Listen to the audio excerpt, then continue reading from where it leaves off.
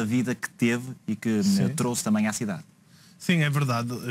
Já muito se tem dito, eu próprio e todos nós no passado já nos debruçamos bastante sobre isso, a forma como o Iker se enamorou pelo Porto, pela cidade, como ele próprio disse, na sua belíssima, aliás, carta de despedida, cheia de classe, que é um jogador de classe, não é? E aquela carta, de facto, transpirava a classe que o Iker sempre demonstrou em todas as ocasiões, dentro do campo e fora também.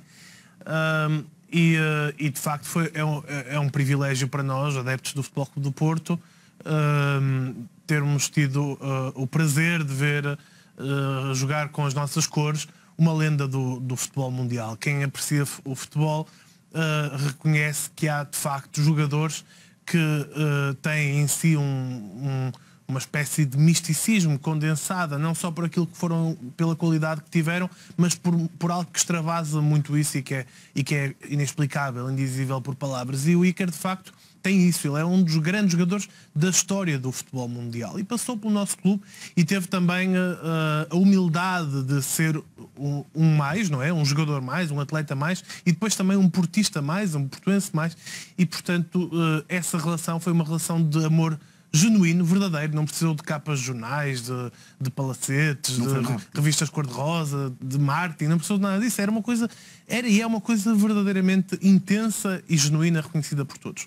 Mas estava eu a dizer, isto aqui temos nós vindo a dizer há algum tempo, mas nestes últimos tempos, particularmente o Zé falou, desde o fim do contrato do Iker, este período todo, eu fui revisitando também, através de vídeos, alguns dos grandes momentos do Iker na nossa baliza. E de facto é um atleta absolutamente extraordinário. É um guarda-redes que deu uma qualidade ao plantel e às vezes sublinha-se muito a questão humana do Iker, que é sem dúvida justificada, mas é também um enorme jogador. É também isso é óbvio, como é evidente, mas é importante sempre dizê-lo, porque lembro-me de grandes noites. O Iker adorava as noites das grandes decisões, das grandes dificuldades contra as grandes defesas que fez, por exemplo, em Anfield, numa eliminatória que, enfim, não deu, mas o facto é que as fez também contra o Sport e o Benfica, nos clássicos. Adorava sempre essas grandes noites e foi um jogador que introduziu muita qualidade no nosso plantel durante os anos que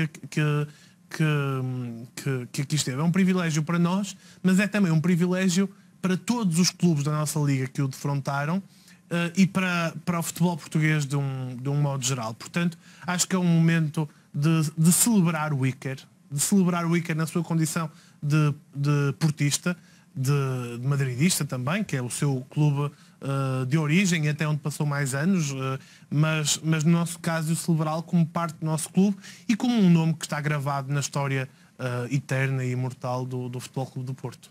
E temos a imagem de despedida de Iker Casillas, vimos há pouco, e é um pormenor, um detalhe, mas essa imagem que aqui revemos tem o estádio Santiago Bernabéu, também o estádio do Dragão, e é um trabalho feito por Bruno Sousa, reconhecido também adepto do Futebol Clube do Porto. Não deixa de ser um detalhe que Iker Casillas tenha querido também, que tenha sido um adepto do Futebol Clube do Porto, um ilustre adepto do Futebol Clube do Porto, que tenha tido o cuidado e também, obviamente, a qualidade. Condensa a vida futebolística do Casillas, pelo menos dos clubes sobre os quais passou toda a sua carreira e os quais defendeu com igual denodo e com a mesma categoria. Exatamente, e fica aqui então este momento em que Iker Casillas nas redes sociais, obviamente que foram redes sociais, ou um momento que se espalhou por todo o mundo e dessa forma ficou também um ponto final na carreira como jogador, mas ainda há muito mais para viver e seguramente também aqui perto na cidade do Porto, onde Iker Casillas já sublinhou que vai voltar muitas vezes, até pela proximidade com Madrid.